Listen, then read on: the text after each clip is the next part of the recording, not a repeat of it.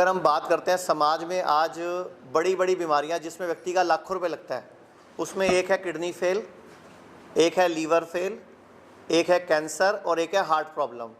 ये 4 ऐसी बीमारियां हैं मार्केट में, समाज में, जिसमें व्यक्ति का लाखों रुपए लग जाता है और कहीं भी किसी को कुछ भी आराम नहीं मिलता, ठीक तो कोई होता ही नहीं, टेम्परेरी रिलीफ है।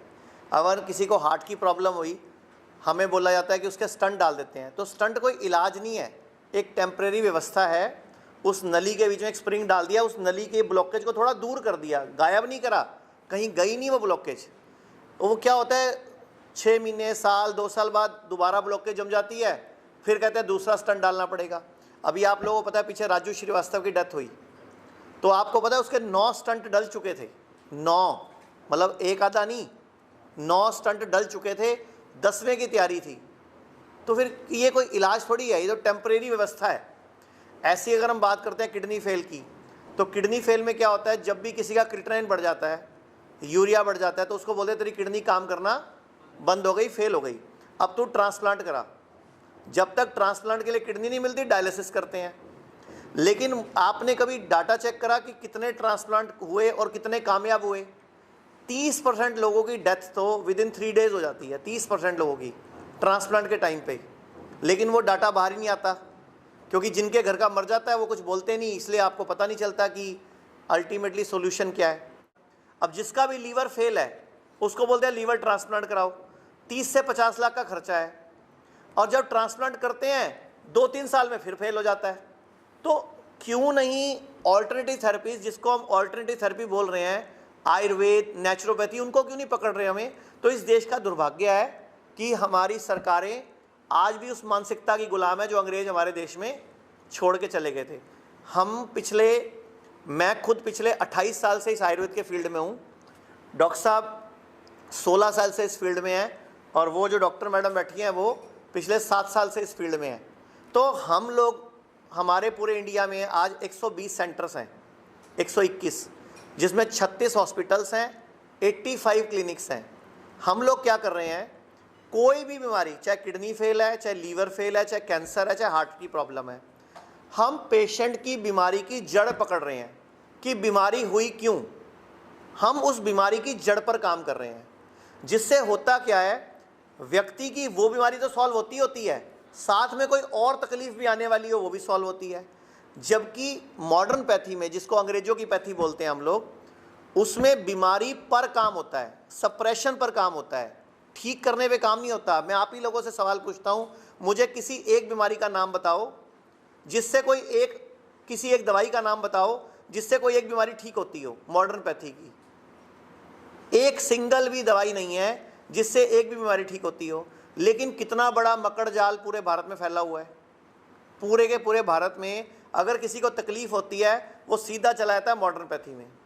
तो अब वक्त आ गया इंटीग्रेशन का, कि सबको जो जिस पैथी का अच्छा है उसको जोड़ दिया जाए। इसीलिए हमारे हॉस्पिटल का नाम भी hospital and institute of integrated medical sciences है। मतलब आयुर्वेद भी, नेचुरोपैथी भी, होम्योपैथी भी और एलोपैथी भी।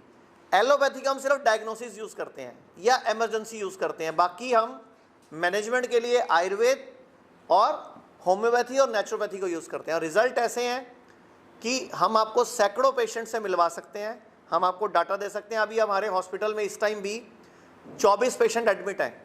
आप चाहो जिससे भी चाहो मिल सकते हो। कैंसर के, किडनी फेल के, लीवर फेल के, हार्ट के पेशेंट एडमिट हैं।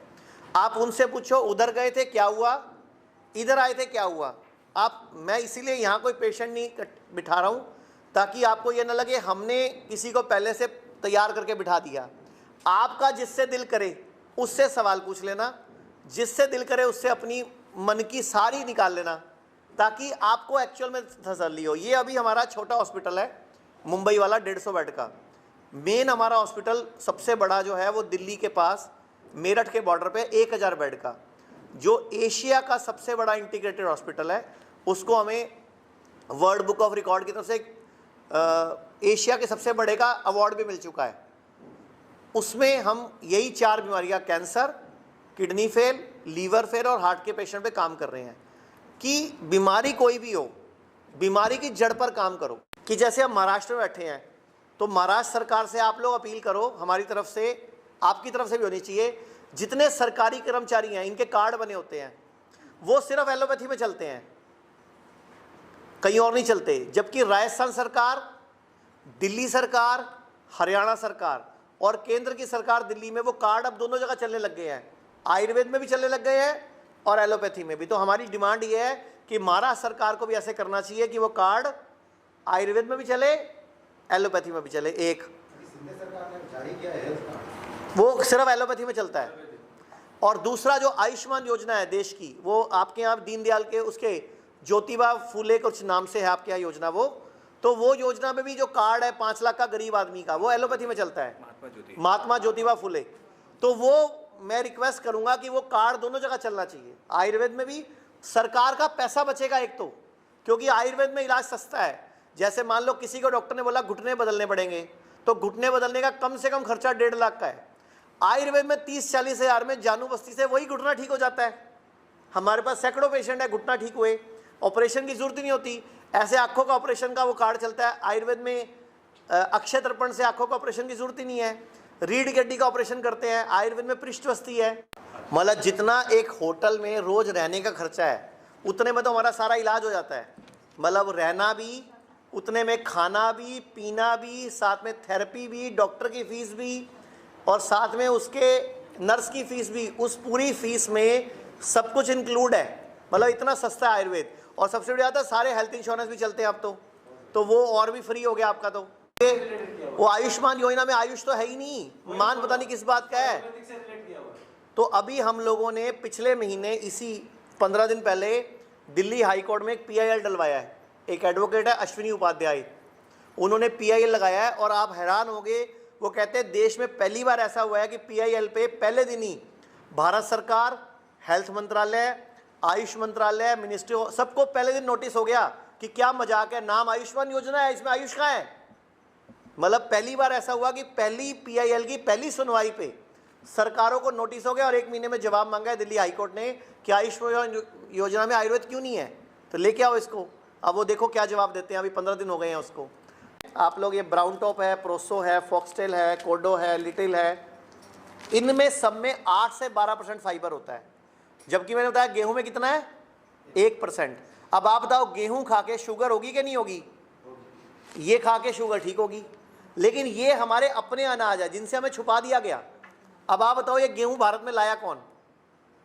1960 से पहले गेहूं भारत में साल में सिर्फ 1 से 2 महीने खाया जाता था। आज पूरा साल 24 महीने, 12 महीने और 24 घंटे जब आपको भूख लगती है गेहूं की रोटी खाते हो आप। तो सर वो तो रोटी, एक बात बताओ, जब आप गेहूं खाते हो या चावल खाते हो तो 30 से 40 मिनट में सारा ग्लूकोज ब्लड में आ जाता है। तो आपकी शुगर बढ़ गई, बढ़ी भी आएगी। बॉडी क्या करती है, इंसुलिन को आदेश देती है हमारे पेनक्रियास को कि इंसुलिन बना, तो इंसुलिन की स्पाइक भी आती है। तो डबल अटैक होता है बॉडी पे। पहले तो होगा ग्लूकोज का अटैक, फिर इंसुलिन स्पाइक आया। मिलेट्स क्या करते हैं, 8 घंटे धीरे धीरे ग्लूकोज देते हैं ब्लड को, तो शुगर होती ही नहीं खाने से। अब इसको मिलेट ईयर मना रहे हैं हम लोग, इंटरनेशनल मिलेट ईयर 2023 को। लेकिन हमारे जो डॉक्टर खादरवली हैं जिन्होंने मिलेट भारत में इंट्रोड्यूस किए, 20 साल से लगे हुए थे। इस बार उनको पद्मश्री भी मिला 2022 में। 20 साल से लगे हुए, तब जाके भारत सरकार को समझ आई और इंटरनेशनल मिलेट ईयर मना रहे हैं हम। मुंबई में हॉस्पिटल अभी शुरू किया हमने 5 महीने पहले, और ये NABH भी हो गया, national accreditation board of health. एक सर्टिफिकेट होता है जिसके बाद सारे हेल्थ इंश्योरेंस चलने लग जाते हैं हमारे पास। तो अब वो हो गया। यहाँ पे अभी 90 लोगों की टीम है जिसमें 11 डॉक्टर्स हैं, नर्सेज बाकी टीम है। और हम लोग इन हाउस पेशेंट को यहाँ एडमिट करते हैं, जो भर्ती होता है बाकी को डे केयर में आते हैं। मतलब पेशेंट आता है 3-4 घंटे थेरेपी लेके घर चला जाता है। मतलब दोनों तीनों फैसिलिटी है यहाँ पे। 150 बेड का है ये। अभी हमारे पास 50 तक पेशेंट हो चुके हैं यहाँ पे, 50-55 पेशेंट की एवरेज आ रही है। धीरे धीरे लोगों को पता चलेगा और बढ़ेंगे। इसके उद्घाटन की फाइल लगाई हुई है, शिंदे जी को बोला हुआ है उद्घाटन करो। उन्होंने यस तो कर दिया मुंह से कि मैं कर दूंगा, लेकिन अभी डेट नहीं दी है।